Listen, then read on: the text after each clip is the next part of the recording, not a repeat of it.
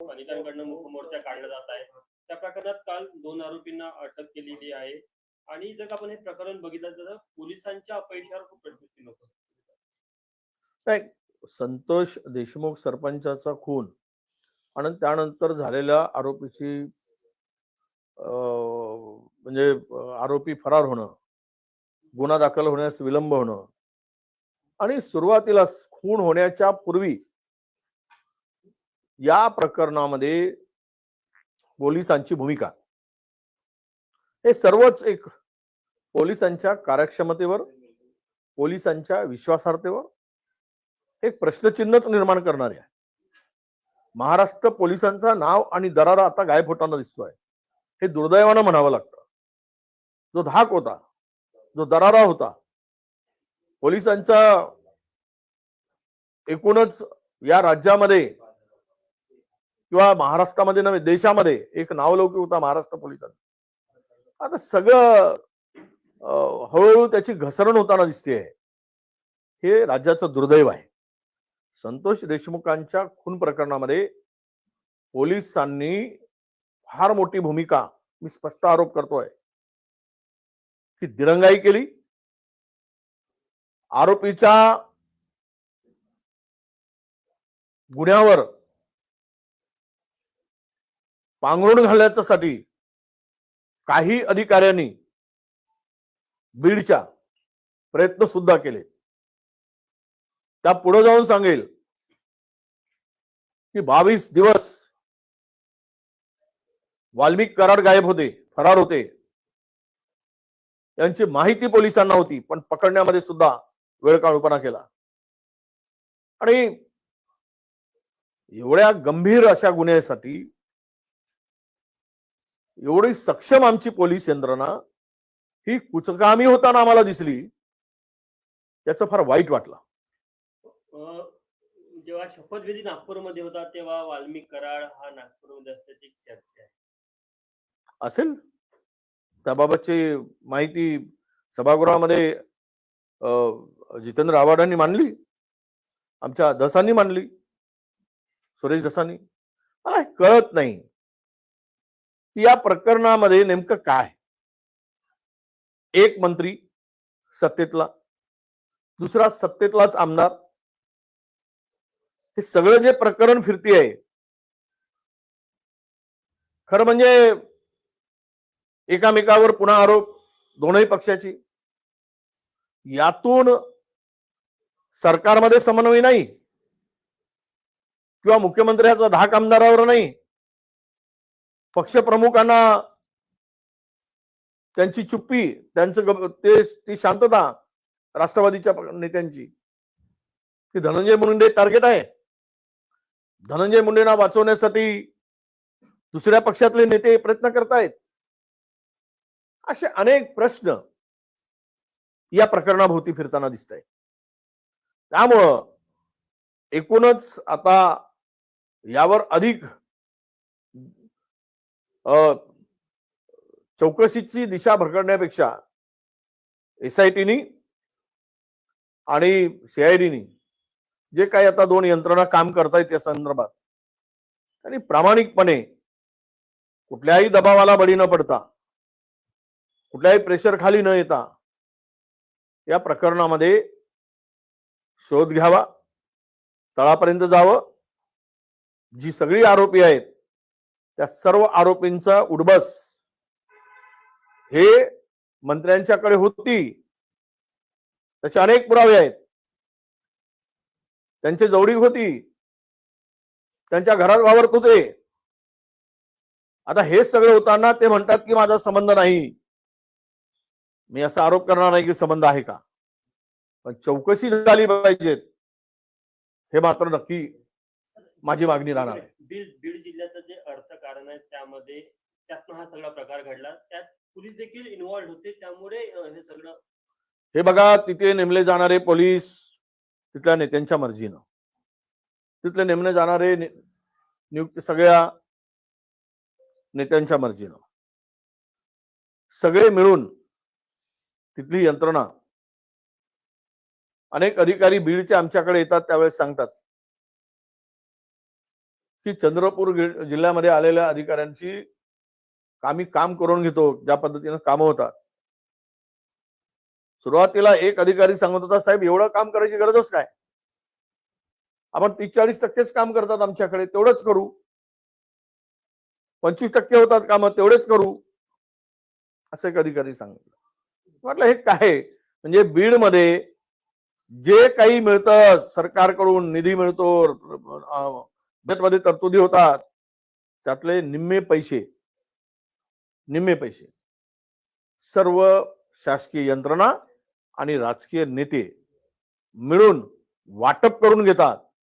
म्हणून कॅगच्या अहवालामध्ये जे काही आता मिसिंग आहे, सोडत नाहीत, कामं झाले की नाही माहित नाही, जे काही आता कॅगने आपलं मत नोंदवलं त्याच्यावर शेरेल दिलेत, इन्क्वायरी कॅगच्या रिपोर्टमध्ये जे काही आलंय त्यातून जवळपास 96,000 कोटीची कामं मिळेनाच. त्यातली अधिकाधिक कामं ही बीड जिल्ह्यातील आहे. म्हणजेच अर्थकारण जे काही चाललेलं आहे, जे वसुली आहे, खंडणी आहे, 5 लाख रुपयाचं काम सुद्धा कोणी करू शकत नाही. टक्केवारी 20%, 15% दिल्याशिवाय. हे सर्व पाहता यातून एक फार मोठा बीड म्हणजे बिहारला लाजवेल अशा प्रकारचा बीड आहे. 4 आठवड्यानंतर 3 आरोपी आज पोलिसांना गवसले. ते पोलीस आमचे कार्यक्षम आणि काय पोलिसांवर बोलावं, की कार्यक्षम पेक्षा ही पोलिसांना लागलेली अकार्यक्षमतेची बिमारी तर नाही ना, असा प्रश्न आता पडायला लागलाय.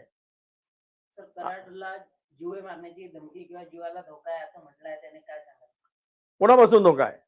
एका वसुलीबाजाला, अवैधरित्या प्रॉपर्टी वसूल करणाऱ्याला, गोळा करणाऱ्याला, अनेकांच्या खंबीर गुन्ह्यामध्ये ज्यांचा सहभाग आहे, त्यांची प्रॉपर्टीची यादी वाचली तर लाज, मोठमोठ्यांना लाज वाटेल, म्हणजे ती अचंबा वाटेल, अशा प्रकारचं ते सगळं एकूण प्रॉपर्टीची लिस्ट आहे. त्याला धोका कोणापासून आहे? विरोधकापासून आहे. पुरावे नष्ट करायसाठी कदाचित त्यांना आपटिष्टापासून, जवळच्या नेत्यापासून भीती वाटत असावी. म्हणूनच मी काल म्हणालो होतो की त्यांचा एन्काउंटर करून पुरावा नष्ट करण्याचा प्रयत्न होऊ शकतो, अशी चर्चा आहे. आणि तशा पद्धती चर्चा झाल्याचे एका वरिष्ठ अधिकाऱ्यांनी सांगितलं. काल मी बोललो, लपवून ठेवलं नाही काही. आणि म्हणून ते सुरेश धस म्हणतात तसं आकाच्या आकाला वाचवण्यासाठी त्यांच्या जीवाला धोका वाटत असेल. आता हे कोण सांगू शकेल? स्वतः कराड सांगू शकतील कोणापासून धोका आहे, किंवा पोलिसांनी बयान घेऊन पोलीस सांगू शकतील. सांगावं, महाराष्ट्रातील जनतेला कळू द्यावं, सरपंचाचा खुनामध्ये सहभागी असलेल्या लोकांना कुणापासून धोका आहे ते जनतेला कळण्याची आवश्यकता आहे. लाडकी बहीण योजनेमधील निकष डावलून ज्यांनी लाभ घेतला त्यांच्यावरती आता कारवाई जी आहे ते सरकारकडून सुरू करण्यात आली. धुळे जिल्ह्यामध्ये एका महिलेचे 7,500 रुपये खात्यात आले, ते परत सरकारने घेतलेले. आता भीक सरकारची परिस्थितीच भीक मागायची आली आहे. कटोरा घेऊन आता लोकांच्या पुढे जाण्याची अवस्था आणली आहे. निवडणुकीसाठी सर्व खात्यांचे पैसे वरती करून मतांची भीक मागून बहिणीला बनवण्याचं पाप केलं. एका घराघरामध्ये 4-4 महिलांना पैसे दिलेत, मतं घेतलीत, काही पाहिलं नाही. ज्या वेळेस तुम्हाला मतं घेताना निकष नव्हती, आता काय निकष लावताय?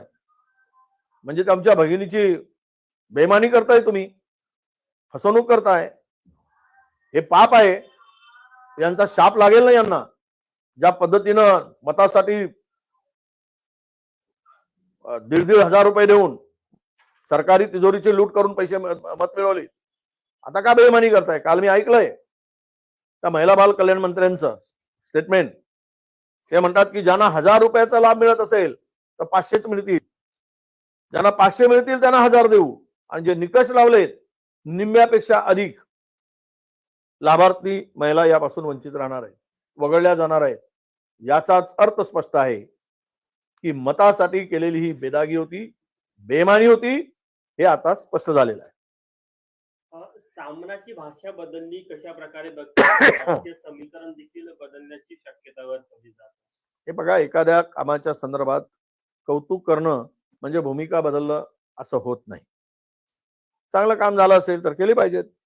महाराष्ट्राच्या राजकीय संस्कृतीमध्ये आपण एकमेकाचे टीकाकार असू शकतो, वैचारिक टीकाकार असावेत, पण एखादं चांगलं काम होत असेल तर चांगल्या कामाचं कौतुक होणं, त्याला वाईट म्हणून किंवा वेगळ्या नजरेनं बघणं, हे काही बरोबर वाटत नाही.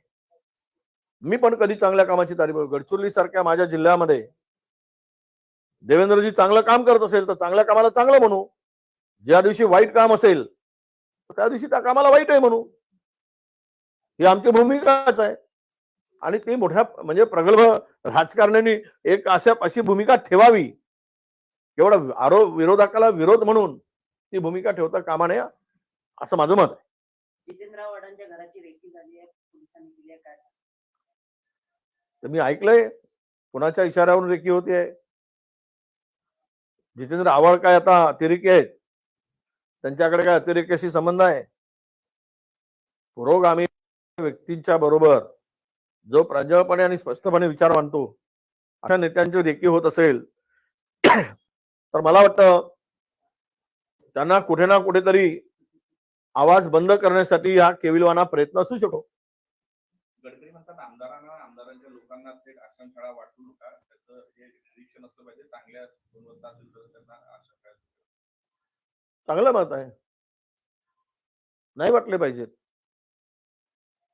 पूर्वी आम्ही सगळ्यांनीच घेतलेत, पण आता त्यामध्ये लक्ष नाही, राजकारण्यांना देऊन. पण खरं म्हणजे महाराष्ट्रामध्ये सर्व राजकीय पक्षाच्या नेत्यांनीच शिक्षणाचं जाळं उभं केलं आहे, हेही विसरून चालणार नाही. आज जे काही उभं आहे, मेडिकलमध्ये असेल, इंजिनिअरिंगमध्ये असेल, किंवा इतर ज्या काही इन्स्टिट्यूट उभ्या झाल्यात मोठमोठ्या, त्या कोणाच्या आहेत? आणि हजारो लाखो लोकांना, तरुणांना जे काही शिक्षण मिळत आहे महाराष्ट्रात, देशातील प्रथम क्रमांक लागतो, ते राजकारण्यांनीच उभं केलेले आहे. त्यामुळे आता त्यांचा दृष्टिकोन वेगवेगळा असू शकतो. सर, छगन भुजबळ म्हणाले की मला कोणाचं मंत्रिपद काढून नका देऊ, माझी जागा द्या, काय म्हणाल सर? द्यायला आहे कुठे? कोणाला काढल्याशिवाय कोणाला तरी खाकला लागेल. राष्ट्रवादीमध्ये 100% झालंय, आता भाजपमध्ये जातील तर माहित नाही. भिडे गुरुजींना नमस्कार करायसाठी जावे त्यांनी. खुशाल आमच्या महात्मा ज्योतिबा फुलेंचा आणि सावित्री आईंचा अपमान करणाऱ्यांना मंचावर स्थान मिळतं. महाराष्ट्राचे मुख्यमंत्री तिकडे त्या मंचावर त्यांना नमस्कार करतात आणि भुजबळ साहेब हताशपणे बसून आहेत. काय हिनवलं गेलं होतं महात्मा ज्योतिबा फुलेंना आणि सावित्रीबाईंना? त्या वेळेंच्या बरोबर बसायला आनंद मिळत असेल तर तिकडे जावं, कारण इकडे तर जागा फुल आहेत. इकडे कोणाची तरी विकेट काढल्याशिवाय त्यांचा नंबर लागणार नाही. तो निर्णय आता पुढे कळेल महाराष्ट्रामध्ये काय होणार. पण सध्या तरी नो वॅकन्सी. उमरटकरांना ज्या एफ2 वाघिणीचा छळ करण्यात आला, पर्यटक तिच्या खूप जवळपर्यंत गेले होते, ती बछड्यांसोबत होती, तरी काही कारवाई झाली नाही, काय सांगा? कारवाई वाघिणीनंच करायला पाहिजे होती. अशा लायक लोकांवर एक पंजा मारला असता, आयुष्यभराची कारवाई झाली असती. म्हणजे तुम्हाला आनंद घ्यायसाठी निसर्ग हे सगळी देण आहे. हे पर्यटकांनी थोडीशी पाळलं पाहिजेत. तो वाघ आहे ना, त्यामुळं अधिकारी काय कारवाई करतील ते करतील, कारवाई होणार. पण आता मी वाघिणीला सुद्धा आवाहन करतोय, तू शांत बसू नकोस, जवळ आला की दे जरा नंबर दणका लावून.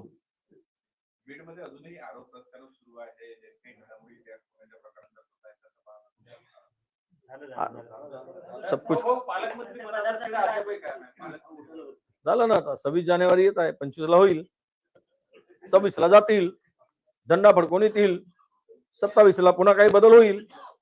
पुन्हा कुरबुरी झाल्यात, बरोबर वाटप झालं नाही, बंगल्यावरून भांडणं, फ्लॅटच मिळाला, बंगलाच नाही, अमुकच खातं मिळालं, तमुकच नाही, हे सगळं चाललंय. तोंड पाहून दिलं जात आहे, पक्ष पाहून दिला जात आहे, एकमेकाचे उघाळे काढतायत सर्रास. आणि ह्यावरून आता ते पालकमंत्री सुद्धा नेमताना फार आता गहन चर्चा चालली आहे. म्हणजे भारत आणि पाकिस्तानच्या सीमेसंदर्भात जेवढी चर्चा झाली नसेल तेवढी चर्चा पालकमंत्र्यांसाठी महाराष्ट्रात आम्हाला होताना दिसत आहे. लखलाब आहे, शुभेच्छा आहेत.